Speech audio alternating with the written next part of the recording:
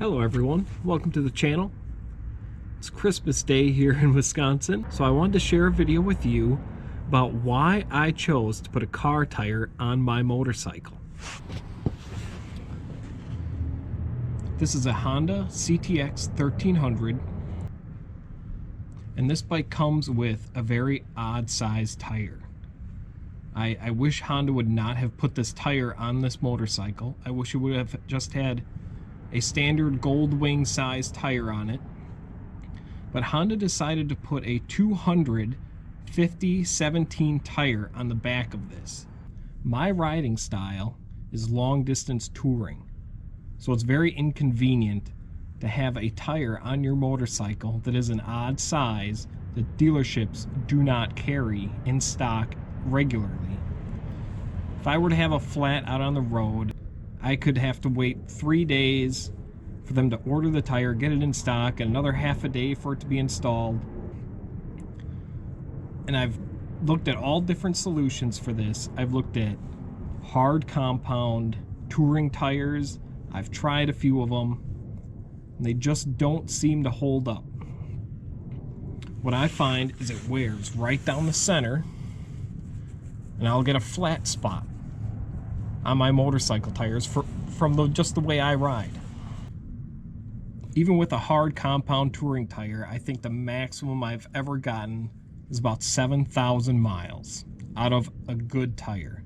I'm talking like a $180, $200 tire. About 7,000 miles, that's it. It's bald. Another issue I've came across with that is that when I want to take a trip, I have to make sure I have enough rubber left on my tire to make the entire trip, which could be 3,000 to 4,000 miles. So what usually ends up happening is I put a new tire on at the beginning of the season. I go for some day rides on weekends. I put a couple thousand miles on just in riding on weekends. Then I take a long trip, which is 3,000 to 4,000 miles. Now there's less than half the rubber left on that tire. So even though the tire's at 30 to 40%, I can't take that tire on another trip. I have to change it out because it won't make another 3,000 to 4,000 mile trip. So I end up going through 2 hard compound touring tires every season, which if you had those installed at a dealer, you're talking about $600 just in rear tires in one riding season. And the money itself isn't the worst thing. The worst thing is being stranded out there in sometimes a very desolate area where there are no dealerships. They don't have the tire you need. And you know, the worst case scenario, you gotta load your bike up on a U-Haul truck and bring it home on a U-Haul truck. I've also had a lot of trouble plugging holes in motorcycle tires.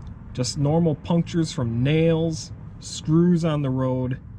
You get a puncture on a motorcycle tire and it can be very difficult, if not impossible, to repair that tire on the road and keep going.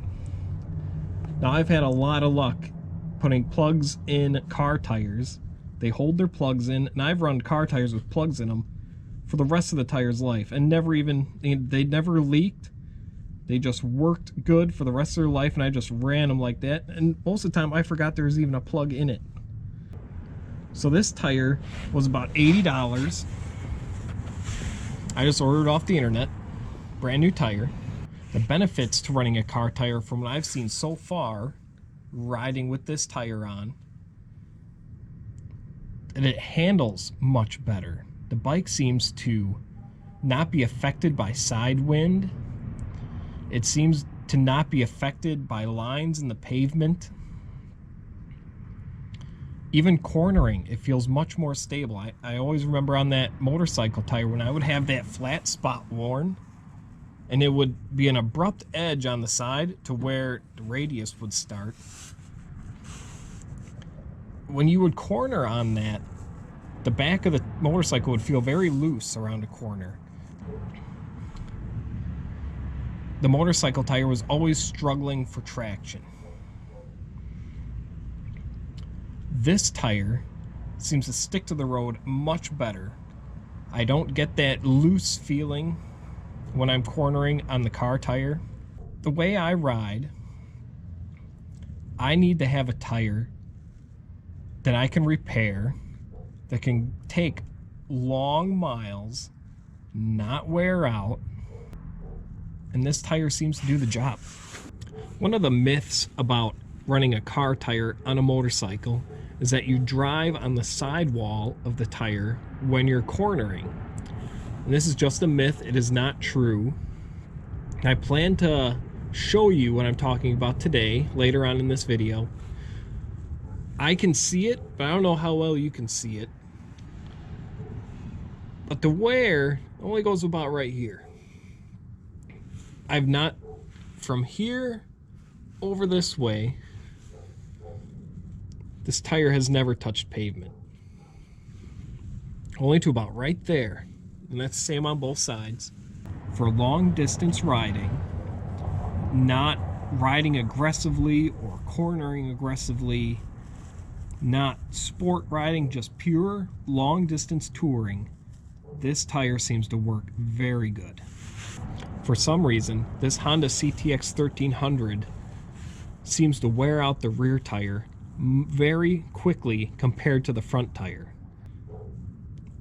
And that's the hardest tire to find. It's a rare tire.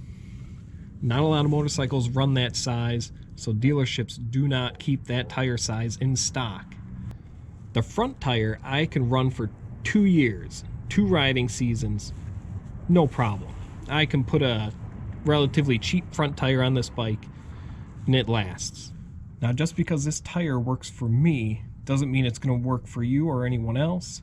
Do your own research, know your riding style, what you're going to use it for, so you have to decide for yourself if this is something you want to try on your own motorcycle. I chose to go with it because I thought it was worth a try for $80. If it didn't work, well, I wasted $80. You know, that's not the end of the world. I'd rather waste $80 to try something than spend another $200 on a tire that I know is only going to last half of a season. The tire I chose is a summer tire, steel belted, just a regular tire, not a run flat, not an all-season tire. I see a lot of people putting run flat tires and tires on the back of their motorcycle where the tread is not symmetrical, and they are very happy with their tires. I want a tire that had some tread up the sidewall, had more of a round profile to it, and this one does. I wanted a tire that had good water channels in it for when it rains. The water can escape from under the tire very easily. I'm very surprised at how well it is holding up, how well the bike handles. It is slightly different. The only way you can really tell is that you have to use a little bit more authority when initiating a turn. I don't even think about there being a car tire on this motorcycle when I'm riding it.